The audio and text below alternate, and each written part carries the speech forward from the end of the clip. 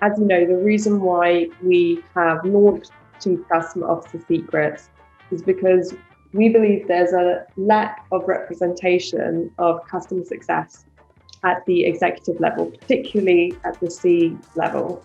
Why do you think that is? One of the challenges is that being a chief customer officer is a very difficult role, and it requires, I believe, experience, not just in what we've recently been thinking about as customer success or this customer success management team, but thinking about how all of the post-sale functions work together to deliver against the mix of goals for customers, for your employees, and for your shareholders. Right. So it's being part of more of the strategic vision of the company as well. And how do you think a CCO contributes in that respect to strategic vision? Yeah, I think that it's a critically important part because their organization is likely the group that is closest to the customer experience. They're seeing what customers are going through when they're starting and getting their first impression of the product or service. They're frequently seeing how they're using it in their ongoing usage. They're understanding whether it's providing value and driving expansion of relationships. And I think this is one of the real challenges in companies, and actually one of the opportunities that I see that encouraged me to start HelloCCO was that these leaders aren't able to dedicate enough either time to do the strategic thinking, or to have time that they can pull out of their existing leadership team to actually execute against those small number of strategic priorities. How they balance this short and long, I think, is a really great development opportunity for folks that want to become leaders of either the functional teams or this chief customer officer role. Yeah, so if I'm hearing you correctly, it's prioritize.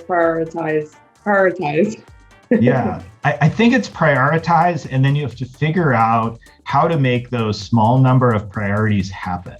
And what's particularly challenging in our CS world and in some of these roles is the day-to-day can take you away from the things that you need to do to improve, and you never get around to it. And that was a particular challenge that we had at Gainsight last year. For example. Could you talk more about that? Yeah, it was a really difficult, for lots of people last year was challenging and for lots and lots of reasons. But, I had got brought on to help improve our client experience, particularly around our implementation process, and to help our organization do it more efficiently, right? There is some financial sort of operating metrics that we needed to improve.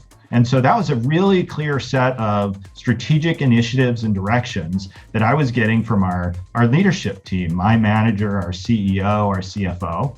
And it was also really important for our customers to get faster time to value and to have a better experience. And then we ran into COVID. Like everybody else, it got very focused on the immediate. People were scared.